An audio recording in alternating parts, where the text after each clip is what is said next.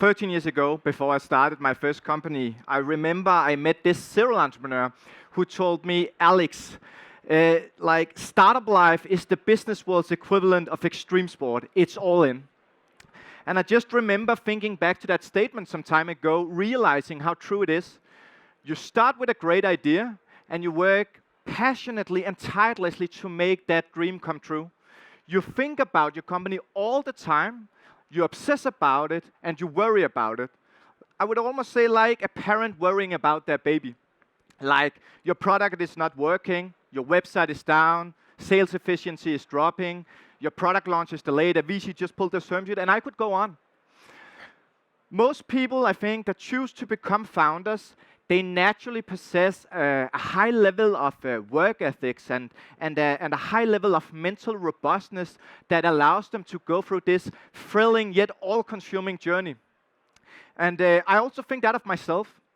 Still, some years ago, I found myself in a situation where I was faced with an increasing number of things that I had to deal with. And it really reached a point sometime where it started spiraling in my mind. And I began worrying about worrying in itself until one very, very random evening. I was out drinking a beer with a friend of mine who suddenly asked me a very simple question. But Alex, isn't your job to worry? Like, aren't you getting paid to worry about getting things done? And while this might sound like a very, very simple set of questions, I can tell you it totally ended up changing my perception of the situation, and it sent my stress levels down almost immediately. From like a situation where every time I was met with a challenge or a worry, I started stressing out about it, I began putting it into the mental box. Your job is to worry. This is a very natural reaction. Basically, the way I started thinking about it was that as if I'd created a shelf inside my mind with a mental box. So every time I was faced with a new challenge, a new worry, I took them and I parked them in that box on that shelf that said, your job is to worry. Later I learned that this concept of rewiring your brain actually had a name, creating mental models. And I have to admit, at first, I thought it sounded like a really, really abstract concept. And really, it's probably something that most of us have done or are doing in some way or the other. But maybe, just like me, without being actively aware of it. So after I learned about the concept of creating mental models and having seen how powerful it can be in a very fast-paced environment, I started exploring the concept even further. And I started creating other types of mental models for other types of situations that made me feel like more and more equipped to take on harder challenges. And it really dawned on me that probably one of the most powerful skills we as human beings have is our ability to control our brain's way of perception by creating mental models and changing and setting things in other perspectives or seeing things in other perspectives. Another way I really started to look at it was like, since I was a little kid, I had essentially been looking at the entire world through a set of lenses, like my perception. And now that I wasn't actually aware that I'd been looking through the world through a set of lenses, but the fact that I was not now aware of that enabled me to like take them off, and put on the set of lenses that would best allow me to deal with a certain kind of situation.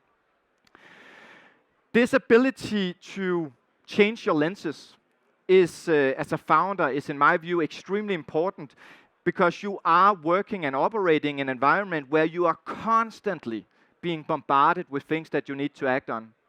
And while being an employee, you typically only see and work with the challenges related to either your position or to your department.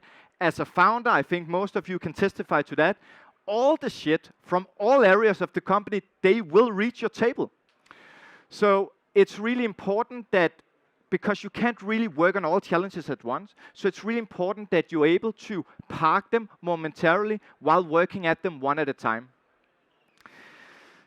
Another type of mental model I would really have had to like 13 years ago is related to the situation you as a founder encounter or face when you learn about the name of a new competitor.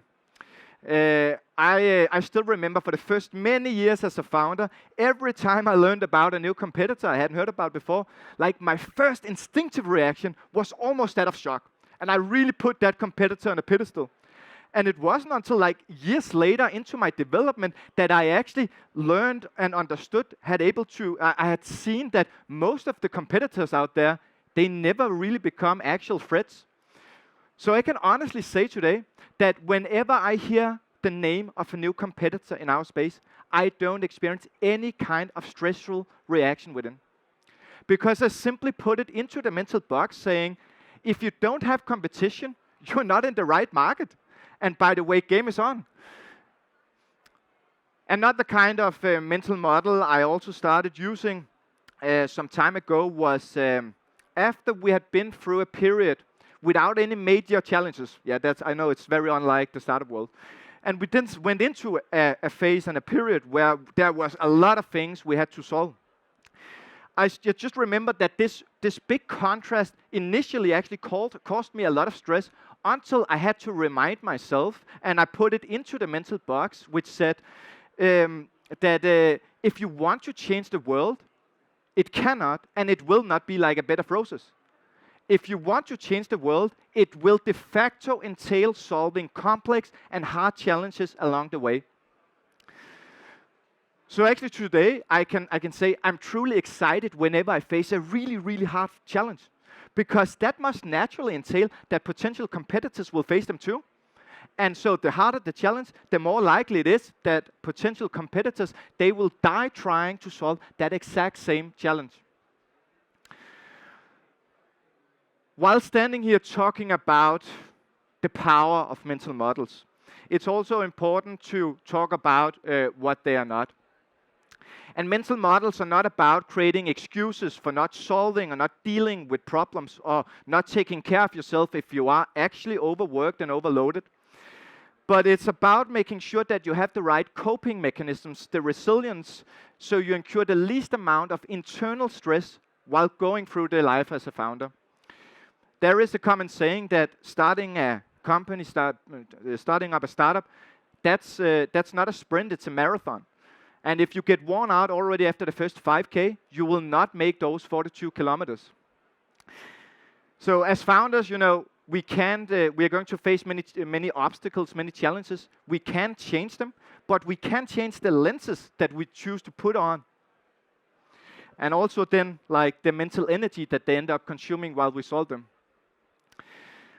I also think it's important to stress that mental models are unique and individual for every single person, and you have to find your own for whatever type of situation you're facing. Also, they can't be taught. You need to train and practice them along the way, just like you don't learn to become a professional footballer by watching Premier League matches on television. So, while rounding off here, I would just say that my best piece of advice is, when you face tough situations, be aware of the lenses that you are wearing. By being actively aware of that, you will be able to build your own mental models. And this is, in my view, one of the most powerful founder skills that will allow you not only to scale and succeed, but actually enjoy the ride at the same time. Thank you.